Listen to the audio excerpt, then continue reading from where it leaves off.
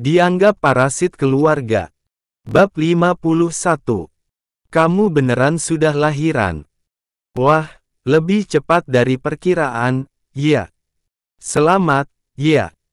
Wah, mirip bapaknya banget, ya.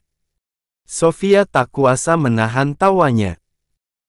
Ia sampai mendapat dua jari tengah dari Jihan yang mengatainya dengan kata andalan, Jancu.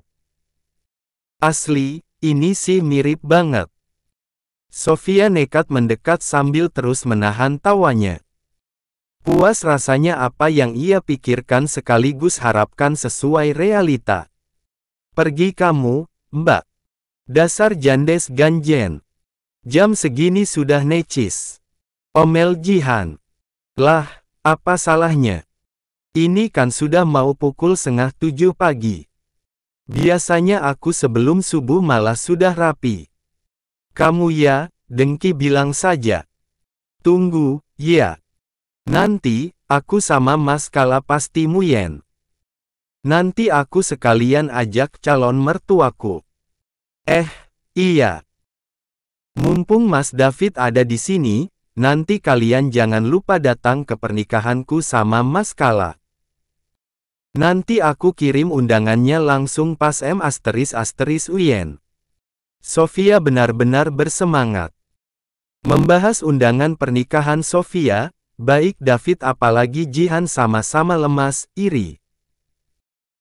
Karena jujur saja, diam-diam David tergoda pada mantannya yang telah menjelma menjadi janda kembang super cantik tanpa harus menor apalagi memakai pakaian minim. Karena Jihan menunduk lemas, Sofia sengaja memanfaatkan kesempatan tersebut untuk kembali mendekati anak Jihan. Han, aku izin emban bentar, ya. Bentarlah, Han. Biar setelah nikah nanti, aku sama Mas Kala langsung dikasih, biar Daim punya adik. Kalau yang ini kan bukan adiknya Daim. Mas David. Lugunya jangan dibablasin jadi goblok, buka mata kamu, kalau ini nyata anak tirinya Mbak Anggun. Astaga, bisa jadi judul novel atau sinetron azab kalau ini sih. Sinetron azab, apa catatan hati suami yang tersakiti, ya. Tapi apapun itu, judulnya wajib, anak istriku, anak tiri kakak perempuanku. Sadar Jihan akan mengamuk, Sofia buru-buru lari kabur sambil tertawa lepas. Puas. Iya, Sofia benar-benar merasa puas karena pada akhirnya, satu persatu dari mereka yang telah menorehkan luka khususnya mereka yang telah menjadi penyebab air mata Daim mengalir, akhirnya menerima ganjaran setimpal. Ingat, Han, Mas David. Karma itu kita yang buat. Jadi, kemanapun kita pergi, karma akan tetap mengikuti karena memang sudah menjadi milik kita. Ini luar biasa, dan aku percaya, tabur tuai itu ada karena sekarang saja kita sedang menyaksikan sekaligus merasakannya, ucap Sofia sambil tersenyum sekaligus melangkah elegan meninggalkan ruang rawat Jihan dan David beserta bayi Supri berada. Sofia mendorong troli makanannya yang kosong menelusuri lorong rumah sakit, penuh sukacita. Anak istriku, anak tiri kakak perempuanku. Ucapnya tak kuasa mengakhiri kebahagiaannya. Berat, di tengah kesunyian yang menyelimuti suasana, David memberanikan diri untuk bertanya kepada Jihan yang sampai detik ini masih sangat emosional. Benar. Itu anaknya Supri, bukan? Anaknya. Dika. Mendengar itu, Jihan yang masih diwajibkan berbaring, langsung menatap kesal sang suami. Sabar dan terus menghela napas pelan, itulah yang David lakukan. Aku hanya ingin tahu, tapi kalau memang iya, berarti kamu kebangetan. Memangnya apa salahnya, sih? Mau ini anak Supri, Dika, maupun anaknya yang lain. Balas Jihan sewot. Kali ini, David tak lagi bisa bersabar.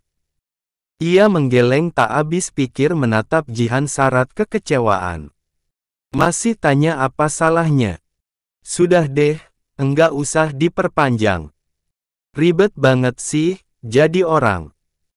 Sergah Jihan kali ini benar-benar sinis. Kok kamu jadi gini banget, Dek? Posisi kamu salah, loh. Ini aku lagi arahin kamu, balas David kembali berusaha bersabar. Lah, aku memang begini. Asliku ya begini. Lagian kenapa Mas bilang begitu? Mas merasa jadi orang yang lebih suci dari aku. Loh, logikanya kalau Mas suci, Mas enggak mungkin di penjara. Lah wong sebelum ini saja, istri sama anak Mas, enggak Mas urusin. Yang Mas urusin keluarga Mas saja.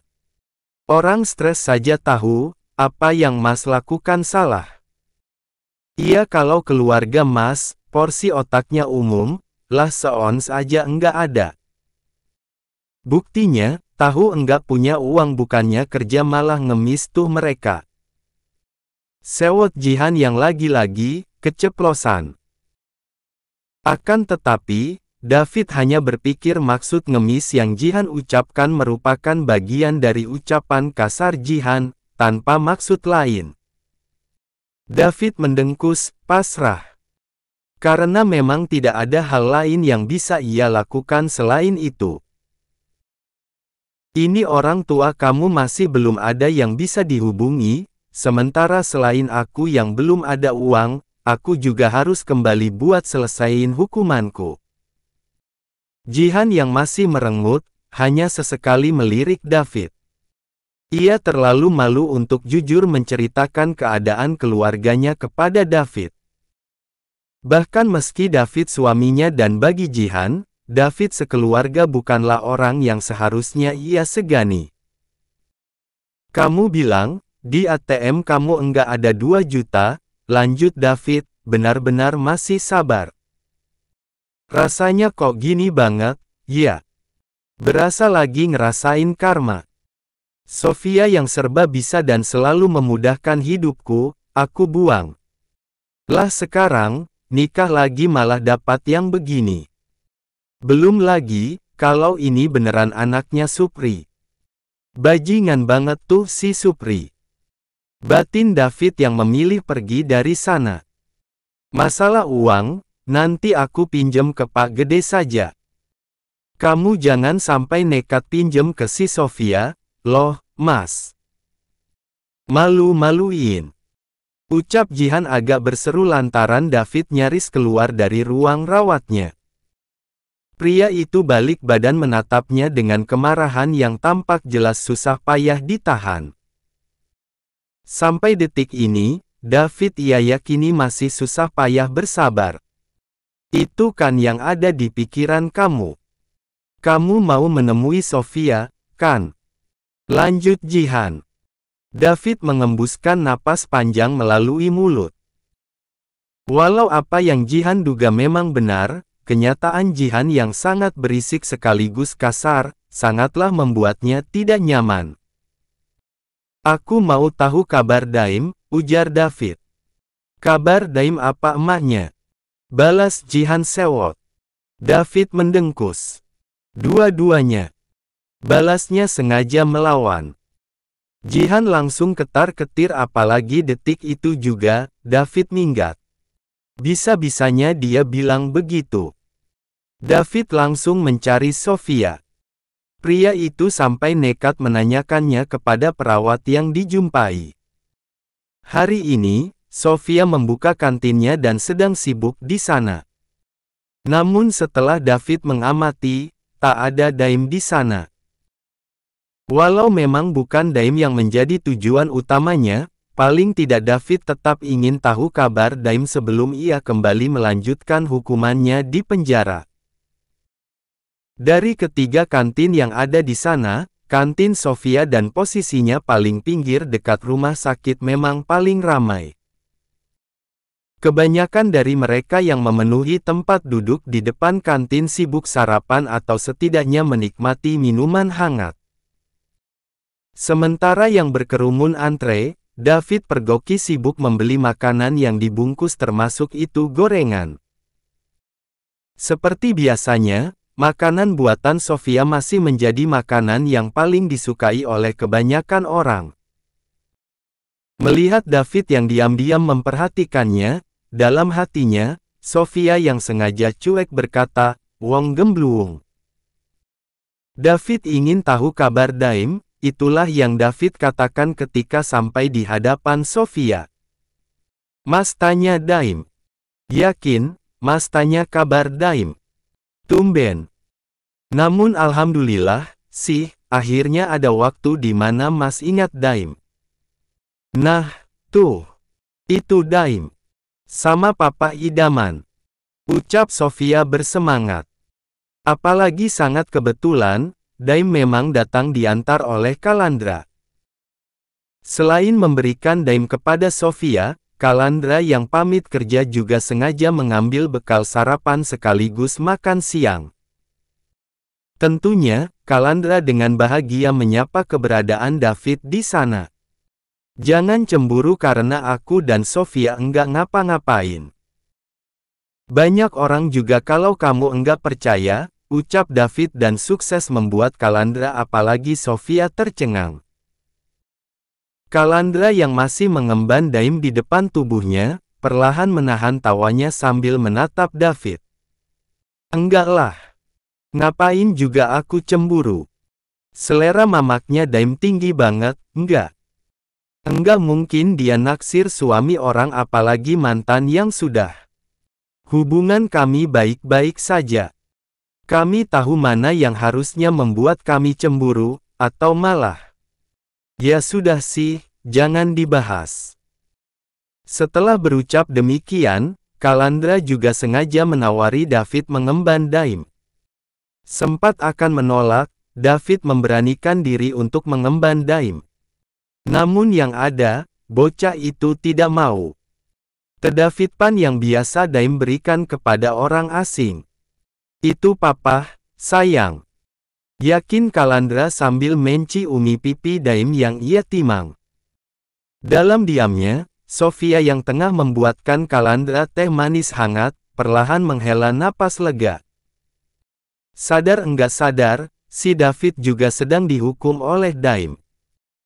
Memangnya ada yang lebih menyakitkan dari enggak dikenali, atau setidaknya enggak di-David oleh anak sendiri? Anak, loh. Darah daging. Bukan pasangan yang memang hanya pilihan dan kalau enggak diambil Tuhan, ya diambil orang, batin Sofia. "Yang, hari ini aku pulang telat, ya. Tapi aku udah bilang papa mama aku, buat temenin kamu sama Daim. Aku mau lanjut urus kasus yang kemarin soalnya," jelas Kalandra. Yang, panggilan Kalandra tersebut sungguh mengganggu David. Sambil menerima Daim, Sofia mengangguk-angguk paham. "Kamu tutup kantinnya jangan malam-malam," ucap Kalandra sambil meminum teh manis hangat pemberian Sofia. Di hadapannya, Sofia mengangguk-angguk. "Ini kok sudah ganteng wangi begini. Siapa yang mandiin?" ucap Sofia tersenyum bahagia sambil mengendus aroma tubuh Daim. Kalandra yang awalnya tengah minum teh, buru-buru menyudahinya. Ia menatap Sofia dengan sangat bedavid. "Ya papa, lah. Mana mungkin Mbak Uti? Mbak Uti kan belum berani mandiin. Tapi tadi dibantu sama Mbak Kakung. Mbak Kakung yang siapin bedak sama bajunya. Ya ampun, yang tadi seru banget. Lihat bedak di wajah Daim, tipis rata. Kami sukses urusnya, beda kalau yang bedakin wajah Daim kamu apa mamah. Berapa pakai masker, setebal itu bisa buat stok bedak seminggu."